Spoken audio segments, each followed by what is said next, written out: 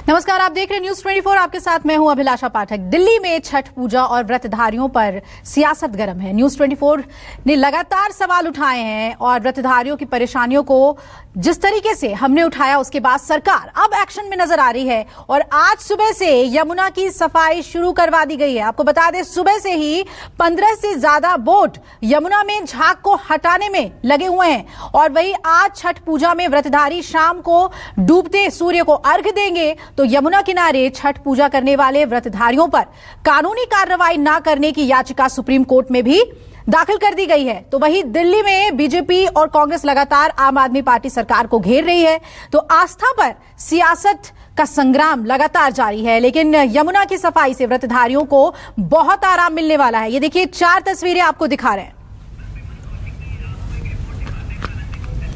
कालिंदी कुंज का जायजा लिया मेरे सहयोगी विमल कौशिक ने। दिखाते हैं आपको उनकी रिपोर्ट। छठ महापर्व का आज संध्या अर्घ्य है, यानी कि डूबते हुए सूर्य को जो श्रद्धालु हैं वो अर्घ्य देंगे। और लेकिन यमुना की जो तस्वीर पिछले कुछ दिनों से डरा रही है, आज दिल्ली सरकार ने उस तस्वीर को बदलने की कोशिश शुरू की है और कुल 15 बोट्स को लगाया गया है। ये कालिंदी कुंज का जो घाट है, यहाँ पर जो झाग पिछले कई दिनों से दिल्ली सरकार के लिए, दिल्ली के लोगों के लिए सरदर्द बना हुआ है, उसको हटाने के लिए आप देख सकते हैं कि किस तरीके से बोट्स जो हैं वो तेज रफ्तार से झाग के बीचों बीच जाती हैं, जिससे झाग कुछ कम हो और झाग हटाया जा सके। लेकिन ये कोई कारगर तरीका नहीं है। जाहिर तौर पर कुछ एक्सपर्ट्स ने साफ तौर पर कहा है कि इससे झाग हटने के बजाय बल्कि और बढ़ेगा, क्योंकि सुबह से ही लगातार यहाँ पर जो बोट्स हैं वो काम कर रही हैं इसी तरीके से। वो झाग के देखिए किस तरीके से झाग के बिल्कुल बीचों बीच में से बोट को गुजारा जा रहा है। और लेकिन जब पानी में हलचल होती है तो झाग कम होने के बजाय कुछ ही देर बाद झाग और ज़्यादा बढ़ रहा है। तो ये कोई कारगर तरीका नहीं है। हालांकि ये कोशिश है, दिल्ली सरकार ने कोशिश शुरू की है, और लेकिन जिस तरीके से यहाँ पर पिछले कुछ दिनों से लगातार यमुना में के पानी में अमोनिया का लेवल बढ़ा हुआ है और साथ ही पोल्यूटेड जो है, ये साफ तौर पर दिखाता है कि यमुना कितनी पोल्यूटेड है। इस वक्त दिल्ली के आसमान पर तो बेहद पोल्यूशन छाया ही हुआ है और यमुना में भी ज़बरदस्त पोल्यूशन है और उसी का नतीजा है ये यमुना जिस तरीके से पूरी झाग इस पर नज़र आ रहा है। कालिंदी कुंज पर खासकर इस तरह का जो दृश्य वो नज़र आ रहा है पिछले कुछ दिनों से। पूरी यमुना के अगर आप बेल्ट देख रहे होंगे, देखिए किस तरीके जो बैराज से पानी निकल रहा है उसके नीचे वहीं से ही झाग जमना शुरू होता है और वो धीरे धीरे करके आगे जो पूरा यमुना का फ्लो है उसमें जा रहा है। और सबसे बड़ा वजह यही है, जो गंदे नालों का पानी इसमें गिर रहा है, फैक्ट्रियों का कचरा जो इसमें गिर रहा है उसको ही इसकी प्रमुख वजह माना जा रहा है। हालांकि अब दिल्ली सरकार ने कोशिशें शुरू की हैं और उम्मीद की जा रही है कि ये कोशिशें कुछ रंग जरूर लाएंगी और हालात जो किस कदर यहाँ पर बदतर हैं उन हालात में कुछ बेहतरी होगी। कैमरामैन अमित राय के साथ विमल कौशिक, न्यूज 24 दिल्ली। तो कालिंदी कुंज में विमल कौशिक मेरे सहयोगी मौजूद हैं, जिनकी रिपोर्ट को आपने देखा कि झाग को हटाने की कोशिश की जा रही है यमुना नदी में वोट को चलाकर। दूसरी तरफ अमित पांडे मेरे सहयोगी वो भी जुड़े हुए हैं इस खबर पे। हम दोनों का रुख करेंगे। पहले विमल, आपके पास आते हुए जिस तरीके से अब झाग हटाने की कोशिश की जा रही है वो देखकर ये बात साफ समझ में आ रही है कि छठ की वजह से कहीं ना कहीं दबाव में सरकार आई और अब जाकर ये कदम उठाया गया है, जबकि पहले ही सोचना चाहिए था कि छठ से पहले या हमेशा यमुना की सफाई के लिए कारगर कदम सरकार की ओर से उठाए जाएं।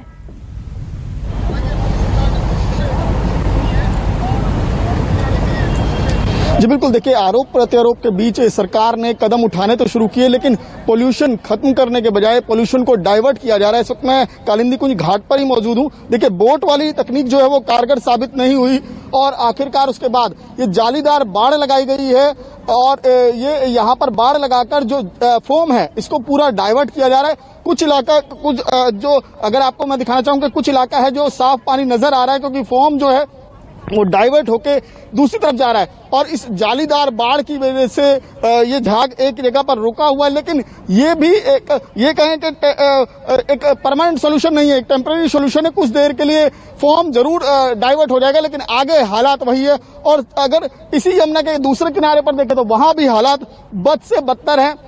लगातार जो ये फॉर्म है ये बढ़ता ही जा रहा है। केवल डाइवर्ट करने से ये सोल्यूशन नहीं होगा, इसका कोई परमानेंट सोल्यूशन होगा। और सरकार की तरफ से जो बोट लगाई गई है 15 वो कारगर नहीं हुई। कुछ देर बाद बोट जाती है पानी में, लेकिन एक बार फिर से जब वो बोट हट जाती है तो फिर से फॉर्म उसी तरीके से, बल्कि उससे भी ज्यादा तेज रफ्तार से बढ़ना शुरू हो जाता है। तो जाहिर तौर पर श्रद्धालु को, हालांकि दिल्ली में अगर बात करें तो दिल्ली में घाट पर यहाँ पर पूजा की जात नहीं है, छठ महापर्व की जात नहीं है, लेकिन फिर भी कुछ लोग यहाँ पर पहुंच रहे हैं। हालांकि इसके लिए दिल्ली पुलिस ने बैरिकेडिंग की है और लोगों को यहाँ पर आने से रोका जा रहा है।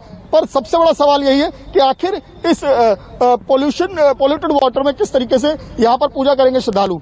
जी बिल्कुल विमल, और कल जिस तरीके की तस्वीरें आई थी, लोग इस झाग वाली नदी में स्नान करते हुए नजर आए थे वो बेहद अहम है। और अमित पांडे भी मेरे सहयोगी जुड़े हुए हैं। अमित, सियासत तो इसमें साफ तौर पर पूरी तरीके से देखने को मिल रही है, लेकिन अब ये मामला सुप्रीम कोर्ट में भी लंबित है, याचिका दाखिल कर दी गई है। क्या लग रहा है दिल्ली सरकार और किस तरीके से इसे गंभीरता से ले रही है यमुना नदी की साफ सफाई को लेकर?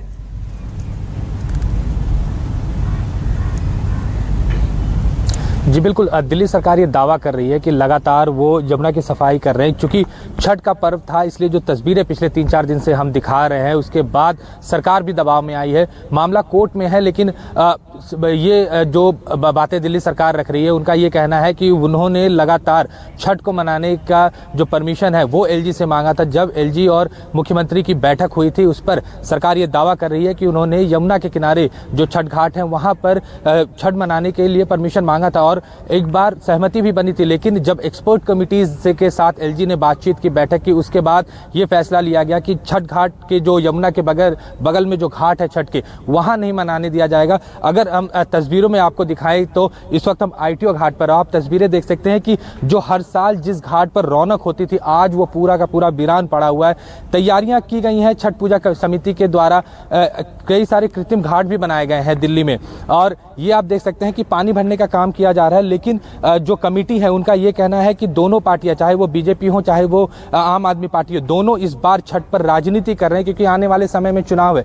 ये जो छठ पूजा कमेटी के जो सदस्य हैं वो ये कह रहे हैं कि बीजेपी के लोग जो है छठ घाट पर आते हैं, लेकिन जब बात बैठक की होती है या डीएम से मुलाकात करने की होती है, एलजी से होती है, तब ये लोग चले जाते हैं। तो सबसे बड़ा सवाल यही है, जैसे इस वक्त प्रवेश वर्मा कह रहे हैं कि वो आईटीओ घाट पर आएंगे और यहाँ पर छठ पूजा अपने लोगों के साथ मनाएंगे, लेकिन जो छठ पूजा कमेटी है वो ये आरोप लगाती है जब वो प्रवेश वर्मा से बात कर रहे हैं या उन्हें कह रहे हैं कि डीएम से बात करें, डीएम से मुलाकात करें, क्योंकि ये नई दिल्ली जो इलाका है ये बीजेपी के जो सांसद हैं मीनाक्षी लेखी, जो फिलहाल केंद्र में मंत्री हैं, उनका इलाका आता है। अगर वो डीएम से बातचीत करे तो इस घाट में 200 से 500 लोगों के आराम से कोविड के प्रोटोकॉल के तहत यहाँ पे पूजा मनाया जा सकता है। लेकिन बार बार ये जो कमिटीज हैं वो कह रहे हैं कि दोनों पार्टियां इस पे राजनीति कर रही हैं। आम आदमी पार्टी की बात करें तो उन्होंने कहा कि सरकार की तरफ से 1000 से अधिक कृत्रिम घाट जो पूरे दिल्ली में बनाए गए हैं, जो लोग यमुना घाट पर नहीं आ पा रहे वो अपने आस पड़ोस में जो भी पार्क है या मोहल्ला है वहां पर दिल्ली सरकार ने घाट बनाकर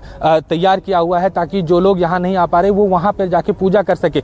लेकिन जो राजनीति है वो इस बार छठ पर चरम पर है, कोई सॉल्यूशन निकालने की बात नहीं कर रहा है, सब अपने अपने तरीके से जो राजनीति है वो खेल रहे हैं फिलहाल।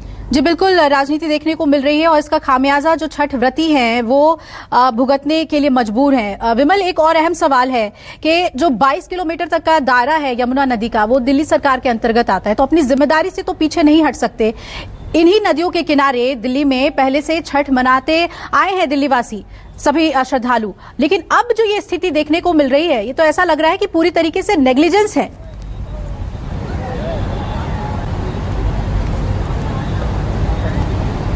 जी बिल्कुल, देखिए शायद दिल्ली सरकार ये सोचकर बैठी हुई थी कि यमुना घाटों पर छठ के लिए पूजा की परमिशन नहीं दी जाएगी, जिसकी वजह से दिल्ली सरकार ने ना ही कोई कारगर कदम उठाया। लेकिन जिस तरीके से यहाँ पर पिछले 4-5 दिनों से जो वीडियो वायरल हुए, तस्वीरें जो वायरल हुई, उसके बाद दिल्ली सरकार को यमुना की सुध लेने की याद आई और दिल्ली सरकार ने आज सुबह से कारगर कदम उठाने शुरू किए। लेकिन अगर ये कदम एक हफ्ते पहले से उठाए जाते या उससे पहले से इस पर कोई, जिस तरीके से जो यमुना में नाले गिरते हैं, 18 नाले हैं जो यमुना में गिरते हैं, अगर उन पर पहले ध्यान दिया जाता, क्योंकि लगातार दिल्ली सरकार दावे करती रही है कि यमुना की सफाई की जा रही है और यमुना जल्दी साफ होगी, लेकिन इन तस्वीरों में साफ तौर पर नजर आ रहा है कि यमुना कितनी साफ है और कितनी दिल्ली सरकार उसके लिए गंभीर है। क्योंकि यहाँ पर अभी भी आप देखिए, ये देखिए जो जालीदार जो बाड़ लगाई गई है, भले ही उसकी वजह से ये जो फोम है ये डाइवर्ट हो रहा है, रुक रहा है, लेकिन ये भी केवल एक टेम्परेरी सोल्यूशन है। अगर यहाँ पर श्रद्धालु पहुंचते हैं तो क्योंकि श्रद्धालुओं की संख्या बहुत ज्यादा होगी, और अगर यमुना के दूसरे किनारे पर देखा जाए यहाँ पर भी साफ तौर पर राजनीति झलक रही है, क्योंकि केवल जो बोट को भी घुमाया जा रहा है, केवल इसी इलाके में जो बैराज है, ओखला बैराज जो यहीं पर इसके पास घुमाया जा रहा है, जबकि दूसरी तरफ यमुना के दूसरी तरफ आपको दूर दूर तक केवल फोम ही फोम नजर आ रहा होगा, केवल झाग ही झाग नजर आ रहे होंगे। तो आप इसमें भी देख सकते हैं कि यहाँ पर भी यमुना सफाई को लेकर भी जो कदम उठाया जा रहा है उसमें भी राजनीति चल रही है, क्योंकि दूसरी तरफ का जो इलाका है वो उत्तर प्रदेश में पड़ता है, और उत्तर प्रदेश की तरफ से कोई रोक नहीं है यमुना घाट पर। वहां पर बड़ी संख्या में आप देख रहे होंगे टेंट भी लगाए गए हैं, वहां पर श्रद्धालु भी जुटना शुरू हो गए हैं। तो वहां पर लेकिन कंडीशन इससे भी ज्यादा वर्स्ट है। वहां पर ना तो कोई इस पोल्यूशन को डाइवर्ट करने के लिए या फिर उसे रोकने के लिए कोई कदम उठाया जा रहा है, और ये जो यहाँ से ये जो झाग डाइवर्ट हो रही है ये भी उसी तरफ की तरफ बढ़ रहे हैं। तो आप अंदाजा लगा सकते हैं कि श्रद्धालुओं को किस कदर इस मुश्किल हालात में आज अपने जो छठ का व्रत है उसका पालन करना होगा, और किस हालात में उन्हें पूजा करनी होगी। वैसे क्या लग रहा है, जैसे नहाए खाए के दिन कुछ श्रद्धालु देखने को मिल गए थे, ऐसी स्थिति में भी नदी के ऐसे प्रदूषित स्तर में भी वो स्नान करते नजर आ गए थे, क्या आज भी कुछ लोग अर्घ देने के लिए पहुंच सकते हैं? उसके लिए प्रशासन की क्या तैयारी है?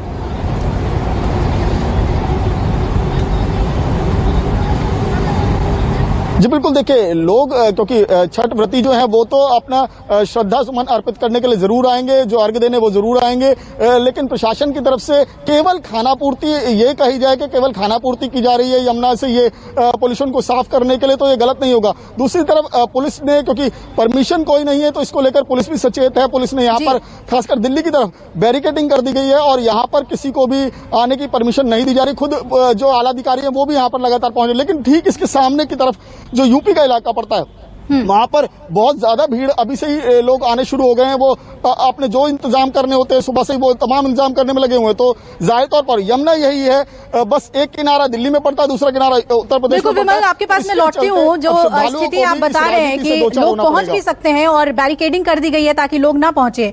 अमित, अगर हम दिल्ली सरकार पे सवाल उठा रहे हैं तो दूसरी तरफ हम जानते हैं कि केंद्र सरकार हमेशा प्रतिबद्धता जताती है नदियों की सफाई के लिए। नमामि गंगे प्रोजेक्ट का बार बार जिक्र किया जाता है कि कितनी तस्वीर बदल गई है गंगा नदी की। यमुना नदी को लेकर भी क्या यहां पर बीजेपी अपनी जिम्मेदारियों से पीछे हट सकती है? केंद्र सरकार अपनी जिम्मेदारियों से पीछे हट सकती है? छठ के पर्व ने कलई जो है वो खोल दी है कि सियासत अगर हो तो क्या स्थिति हो सकती है नदियों की और पर्यावरण की?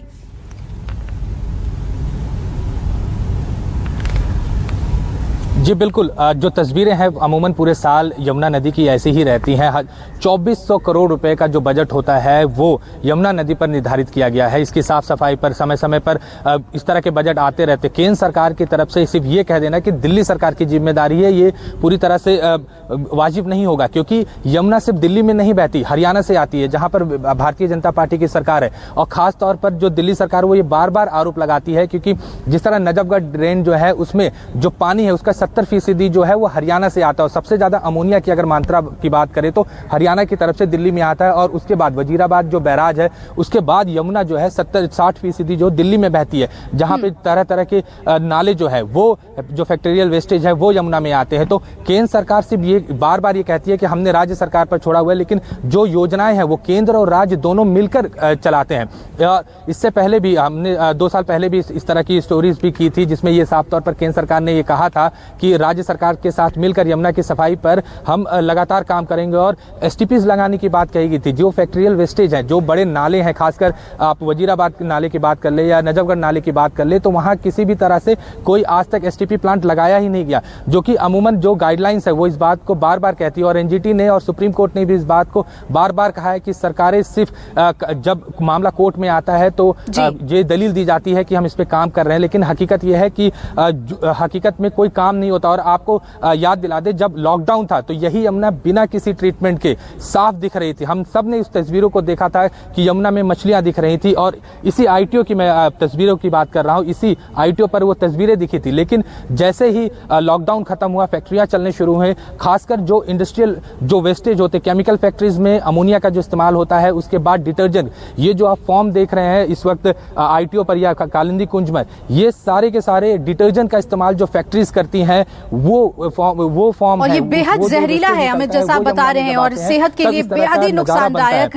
सरकारें और बहुत बहुत शुक्रिया अमित, आपका पूरी तस्वीरें जो आपके जरिए हम देख पाए आईटीओ की, और विमल आपका भी बहुत बहुत शुक्रिया कालिंदी कुंज से हमें वहां की स्थिति बताने के लिए। तो अब चाहे अपनी गलतियों पे सरकारें कोशिश कर रही है चादर ढकने की, लेकिन छठ के इस पर्व पर कलैया खुलकर सामने आ गई हैं।